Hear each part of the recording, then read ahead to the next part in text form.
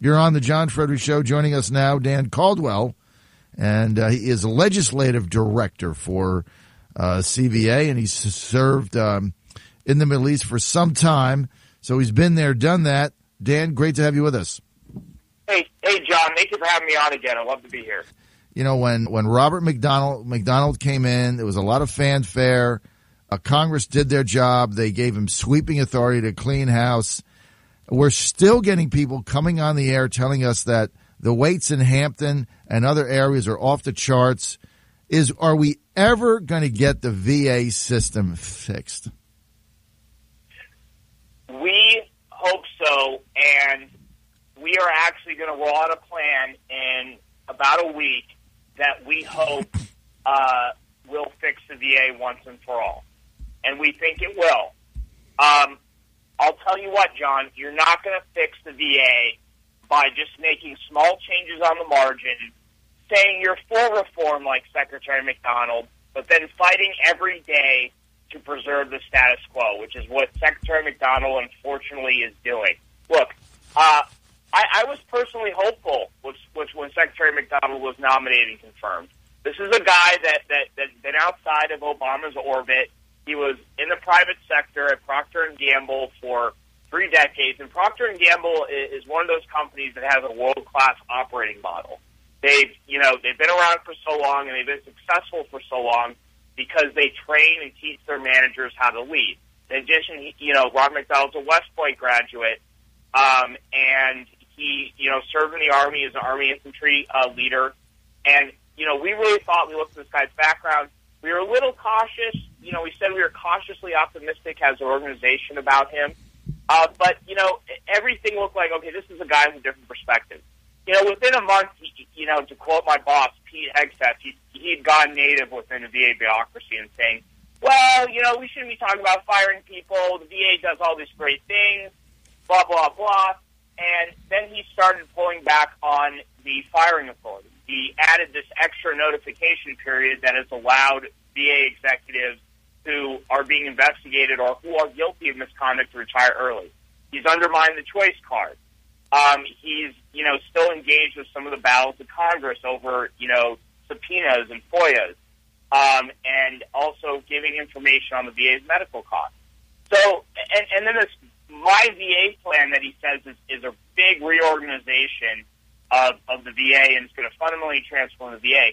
I'm sorry, that's a bunch of nonsense. All it does is consolidate some regional offices, actually adds some different levels of bureaucracy, and does not change how veterans get health care. Just saying you're going to put the veteran at the center of the VA instead of the VA system itself doesn't mean it's going to happen. Actions speak louder than words, and quite frankly, Secretary McDonald's actions, regardless of the fact that he wants to change the VA, his actions show that he is more interested in preserving the status quo and then and also protecting the system. And one last thing. I'm sure, I think you saw, what happened with Representative Kaufman from Colorado last week. Yes. I think I saw you tweeting about it, where Secretary McDonald, asked this Iraq veteran serving from Congress, Representative Kaufman, actually served in both the Persian Gulf War and the Iraq War. And this is the guy that's been pounding on the VA ever since he got to Congress in 2008. He asks him, he looks at him, I've run a large company. What have you done in a dispute at a hearing? And that remark right there, it was incredibly disrespectful, incredibly flippant, and quite frankly, it's reflective of an attitude that a lot of people have within the VA in that, we're not really here to serve veterans. We're here to serve the system and protect the status quo. And I really think that's what his comment reflected. They don't like Representative Kaufman because he doesn't take any crap on the VA. And he stands up for veterans in his district, which in his district, he has one of the worst VA facilities in the country. And there's a hospital under construction that's about $500 million over budget. So he's every right to be angry at the VA. Absolutely. So bottom line, John, I hope we can move on off this issue. I hope, in one day I can come on your show, we can not talk about the VA. But the fact is that it isn't getting better. And a lot of calls you get in the Hampton area, the Norfolk area, is reflecting that. Well, we get them statewide, and it's it's just a never-ending story. And I think, there's an expectations game here that's being played. Certainly the remark that McDonald made, Dan, was outrageous, but you hit the nail on the head. He got in there with a lot of fanfare, and he's really done nothing. Let's get to the ISIS situation. Mixed messages coming out of the White House. We have a new Department of Defense Secretary, Ash Carter. But a lot of people getting frustrated, Dan, right now that President Obama has not articulated any strategy there. And he's got get Congress to buy into continuing this authorization of war. But no one has any confidence that the administration right now has a clear strategy for victory, whatever victory is. Do you have any idea what the plan is?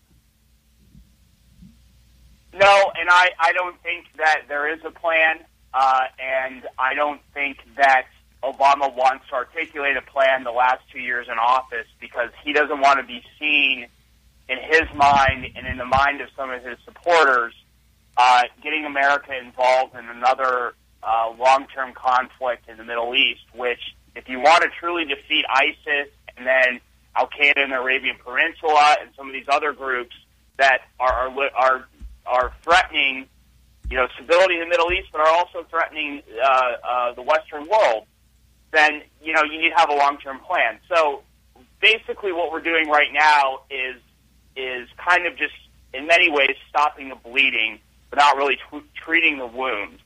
And that's being done for political reasons, so that there's the appearance of, hey, we are doing something. But there is no long-term plan. There is no grand strategy. The national security strategy that he articulated is frankly a bunch of nonsense. It focuses more on climate change and, other garbage than combating what has really truly turned into a global Islamist threat. And it's scary stuff, John. I mean, this is getting worse and worse every day, and ISIS is popping up in more and more places. And on top of that, you have the old Al-Qaeda branches in the Arabian Peninsula and in Pakistan starting to rebuild and starting to flex more muscle. In many ways, it's kind of this bizarre competition in the jihadist world, and it's really driving a lot of violence that you're seeing. That's really, in some ways, what the Charlie Hebdo attack was. You had Al-Qaeda in the Arabian Peninsula trying to show up ISIS. So there is no plan to deal with that. There is no long-term strategic thinking on how, not just we're going to deal with it in the next 6 months, but how are we going to deal with it in the next 6 years, the next 20 years? Because this is a long war. When I was in the Marine Corps, General Conway, the Commandant at the time, called it the long war. And that's the mindset that we need to be in with this. This is going to be a long, drawn-out conflict that we're going to be fighting for a long time. Dan, when you were there in Iraq in the Marines, could you sense there that there's the group there? I mean, was there a forebearer of ISIS when you were there where you're able to sense it? Actually, I think I maybe mentioned this on your show before, is when I was in Iraq, Al-Qaeda in Iraq, which eventually morphed into ISIS, they were in effect pretty much defeated. They were reduced to 4 or 5 man cells running around, placing IEDs, blowing them up and running away. They take pop shots, they throw grenades, they do hit and runs. They weren't holding any territory. A lot of them were hiding out in the desert, and they really had been reduced to a scattered force. And they were not a large unified fighting force that was controlling territory. And, in 2005, 2006 in Iraq, and even 2004, they were controlling cities like Ramadi, Al-Qaim, Fallujah, other places like that. They were a serious threat, but because of the surge, because of the Marines going to Fallujah, Operation Steel Curtain, the Sunni awakening, a lot of things the military did, they had been, in effect, destroyed as a unified, large-scale fighting force. And they were still dangerous. They could still do car bombs, and they were in Iraq. Mm-hmm. There's some, serious car bombings in Baghdad that killed hundreds of people while I was there. there was still a very dangerous place for Marines and soldiers, particularly from, these hit-and-run grenade attacks.